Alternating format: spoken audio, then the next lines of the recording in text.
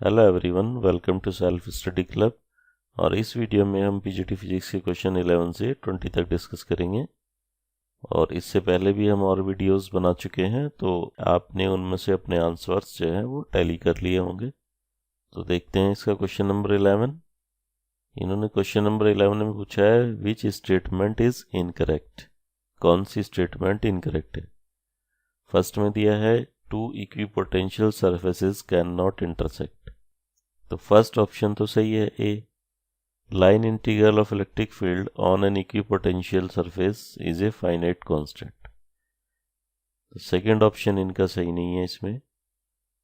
Third में क्या है, electric field at surface of a conductor is always perpendicular to it. तो electric field भी सरफेस के परपेंडिकुलर होता है किसी भी कंडक्टर में।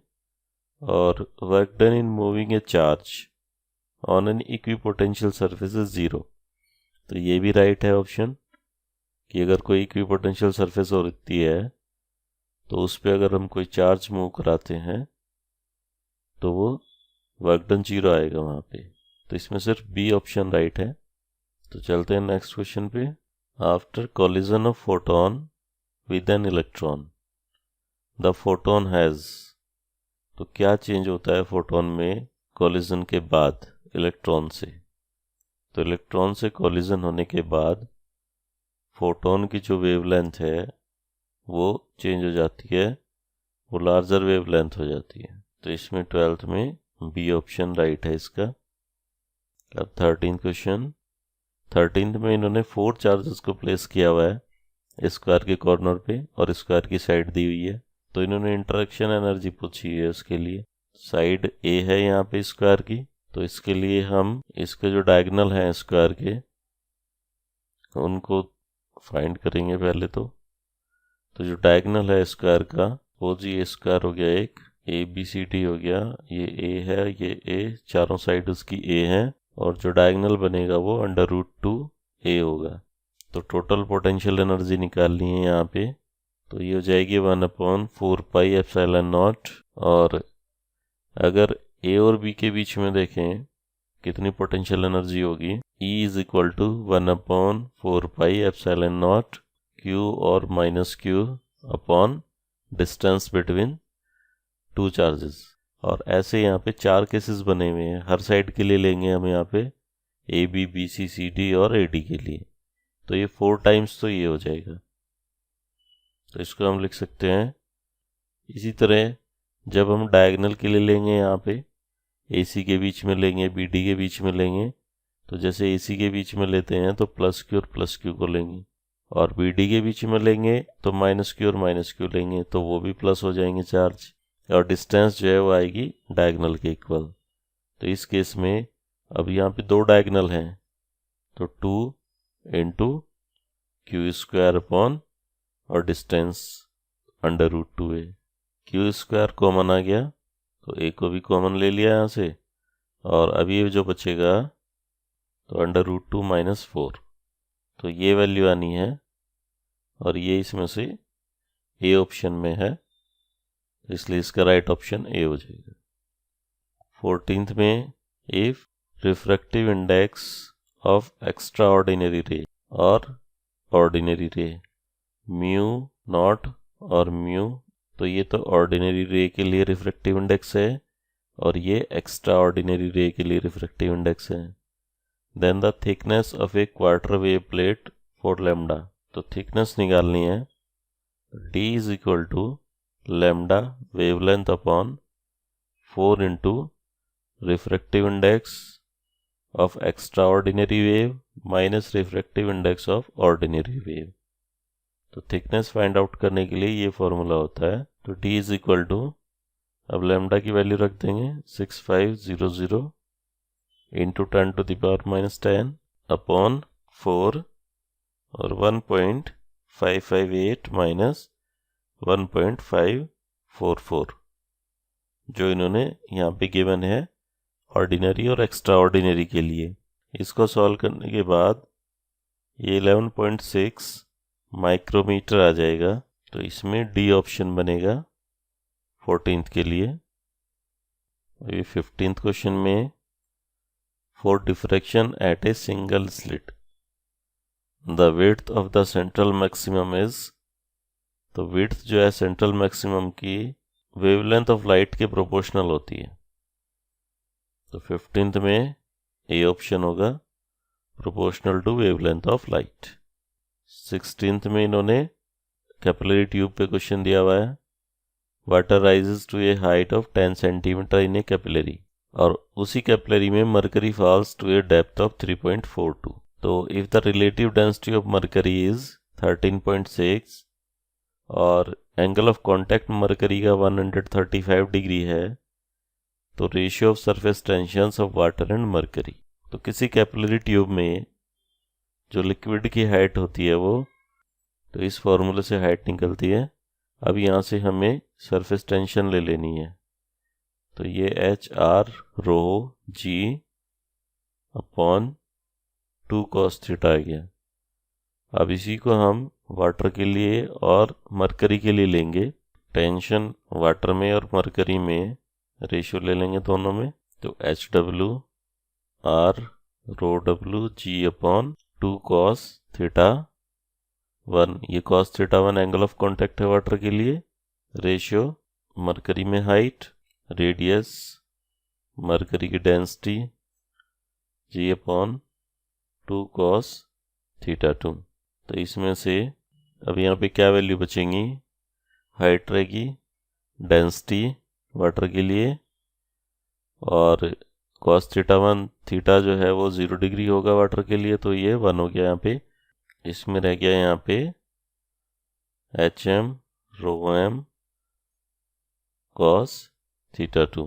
TW upon TM is equal to, अब इसको थोड़ा और सिंप्लीफाई कर लेते हैं, और rho M upon rho W is equal to 13.6 है, क्योंकि इन्होंने मरकरी की रिलेटिव डेंसिटी दी हुई है, तो इसलिए वो 13.6 के इक्वल होगी, rho M upon rho W के इक्वल. अब इनमें वैल्यू रख देते हैं. 10 into 10 to the power -2 into ये वैल्यू आ जाएगी 1 अपॉन 13.6 इंटू cos 135.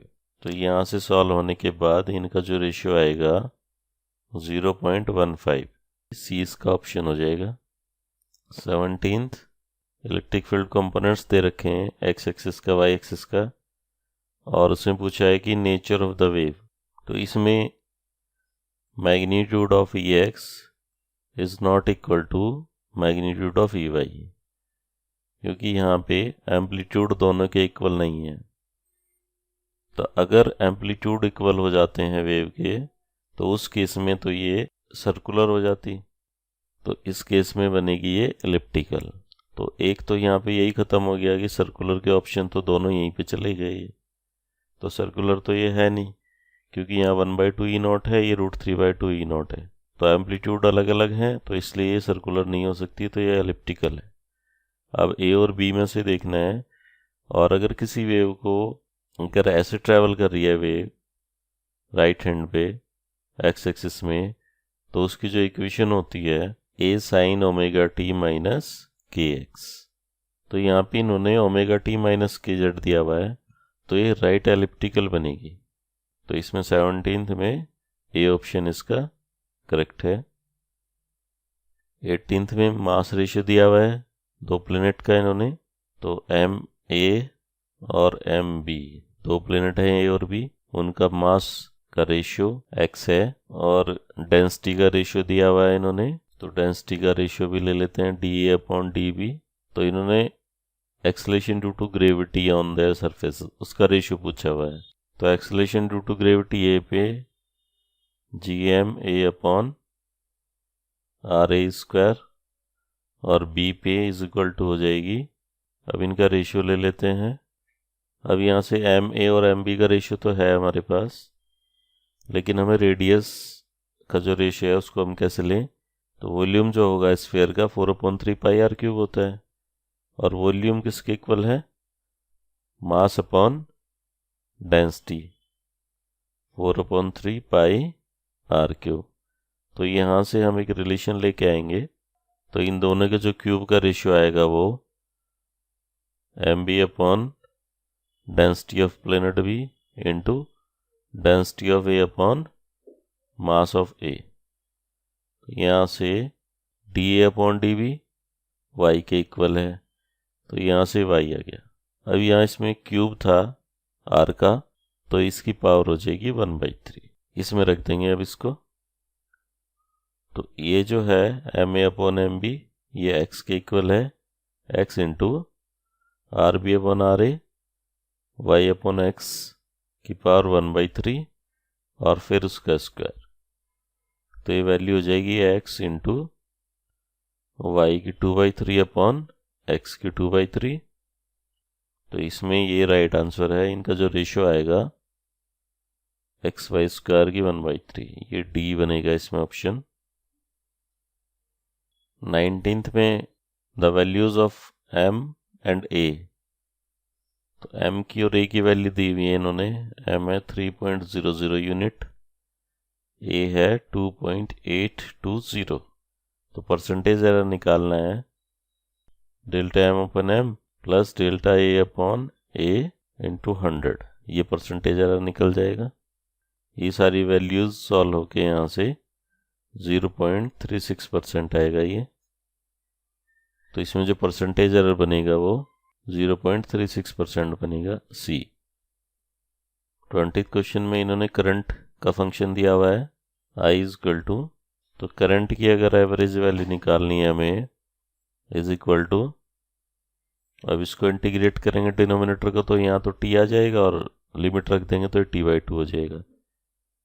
तो इसलिए इसको तो हम कर लेंगे 2/t यहाँ पे, और I की भी वैल्यू रख देंगे इसमें। अब इसको इंटीग्रेट करेंगे साइन स्क्वायर ओमेगा टी को, तो इसके लिए थोड़ा चेंज करना पड़ेगा फंक्शन में। इसको हम लिख सकते हैं 1 - 2 cos ओमेगा टी अपॉन 2। तो इसको इंटीग्रेट करेंगे 0 से t/2 के लिए dt। तो is equal to 2/t I0, और ये फंक्शन दोनों अलग अलग कर लिए, 0 से t/2 dt माइनस 0 से t/2 cos 2 ओमेगा t और dt। तो ये वैल्यू तो 0 से t/2 पे इंटीग्रेशन इसका 0 हो जाएगा, और यहाँ रहेगा I0/t, और इसका जो इंटीग्रेशन होगा यहाँ से यहाँ तक, इसका इंटीग्रेशन हो जाएगा t/2। तो ये आ जाएगा यहाँ पे I0/2। तो ये इसका आंसर होगा, इसमें बनेगा सी ऑप्शन। तो इस वीडियो में ये थे 11 से 20 तक के क्वेश्चंस, और नेक्स्ट वीडियो में जल्दी हम बाकी बचे हुए क्वेश्चंस अपलोड करेंगे।